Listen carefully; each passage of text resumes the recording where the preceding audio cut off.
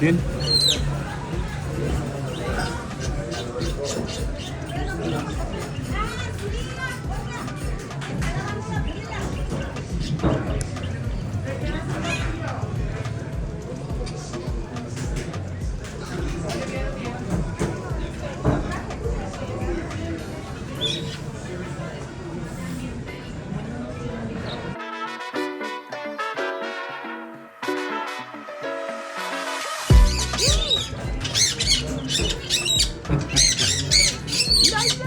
Arriba de pelea.